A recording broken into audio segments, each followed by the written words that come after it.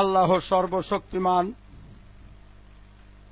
বঙ্গবন্ধু আদর্শ বাস্তবায়ন লীগ ও বঙ্গবন্ধু আদর্শ বাস্তবায়ন সংসদ যৌথ উদ্যোগে 9 মে বিকাল 5টায় বেগম রোকেয়া সরণি শেরে বাংলা নগর জনতা ব্যাংকের উপরে চতুর্থ তলা ডক্টর এম এ ওয়াজেদ মিয়ার 7ম মৃত্যুবার্ষিকী পালন করা হয়। উক্ত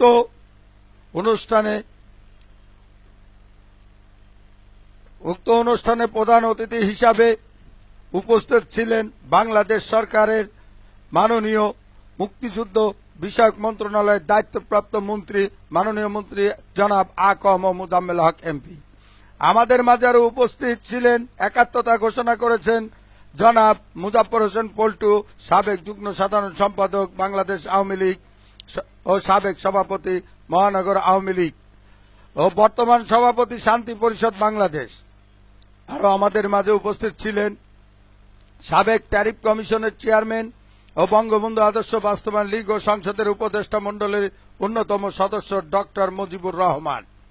আমাদের মাঝে আজকে যে বিশেষ অতিথির এবং স্বর্ণাক্ষরে যাকে আপনারা বারবার প্রতিধ্বনিতে দেখেন, সেই বাগেরহাট মোল্লারহাটের কৃতি সন্তান জনাব শেখ হাবিব, সিনিয়র সহসভাপতি বঙ্গবন্ধু আদর্শ বাস্তবায়ন লীগ ও বঙ্গবন্ধু আদর্শ বাস্তবায়ন সংসদ।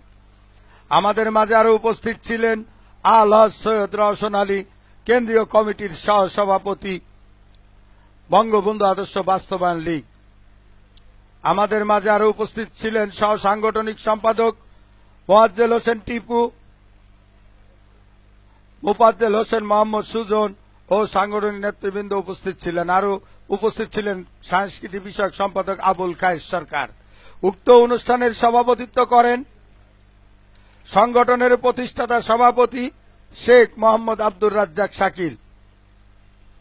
আপনাদের মাঝে গতকালকের সেই অনুষ্ঠানে মাননীয় মন্ত্রীর ফোটেজ সহ আপনারা পাবেন আজকে বিকালে, কিন্তু আসুন সেই শেখ হাবিবের মূল্যবান বক্তব্যটি আপনাদের মাঝে ধারণ করে শেখ ওয়াজেদ সাহেবের স্মৃতিচারণে বাংলাদেশ সরকারের কাছে যে জোরালো দাবি, এই দিনটি সরকারিভাবে ঘোষণার জন্য সেই শেখ হাবিবের বক্তব্যটি নতুন প্রজন্মের মাঝে তুলে ধরা হলো।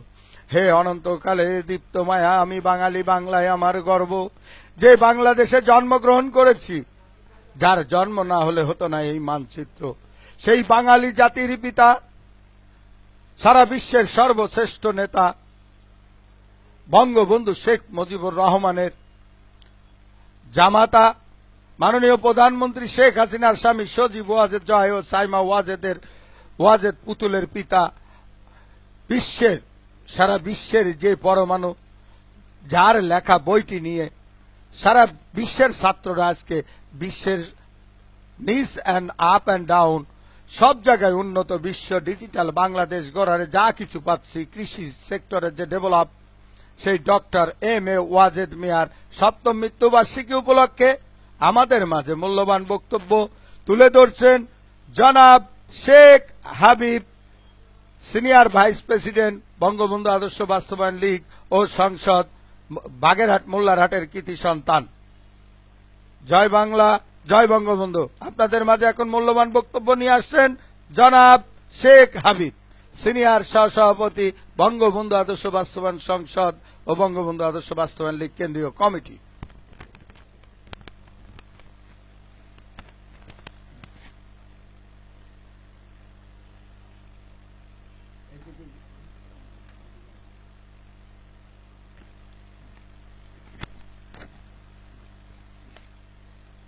বিসমিল্লাহির রহমানির রহিম।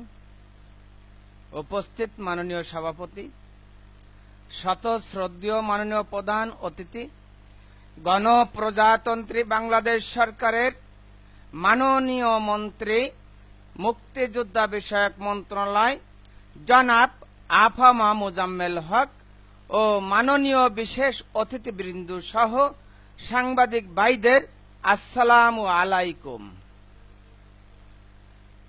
যার জন্ম না হলে হতো না বাংলার স্বাধীনতা, জাতি পেত না সার্বভৌমত্ব, তারই সুযোগ্য কন্যা দেশরত্ন মাননীয় প্রধানমন্ত্রীর স্বামী জাতির গর্ব বৈজ্ঞানিক ডক্টর ওয়াজেদ মিয়ার ৭ম মৃত্যু বার্ষিকীতে বঙ্গবন্ধু আদর্শ বাস্তবায়ন লীগের পক্ষ থেকে এ ছোট্ট আয়োজনটি করতে পেরে আমরা গর্বিত।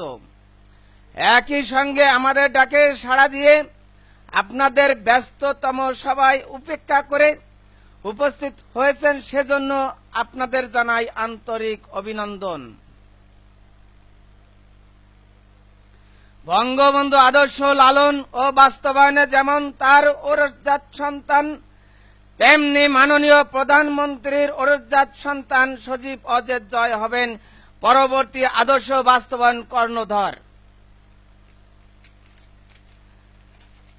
তার পিতার মৃত্যু বার্ষিকীতে আজ আমরা আত্মার মাগফিরাত কামনা করছি।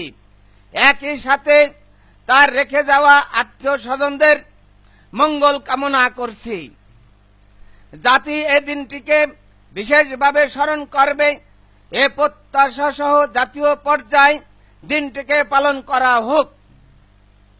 এ প্রস্তাব মাননীয় প্রধানমন্ত্রীর কাছে আহ্বান করছি। আমি আমার বক্তব্য আর দীর্ঘই করব না। সবাইকে সাধুবাদ জানিয়ে আমি আমার বক্তব্য এখানেই শেষ করছি। জয় বাংলা, জয় বঙ্গবন্ধু, দীর্ঘজীবী হোক বাংলাদেশ, দীর্ঘজীবী হোক মুক্তিযুদ্ধ বঙ্গবন্ধু আদর্শ বাস্তবায়ন লীগ ও সংসদ।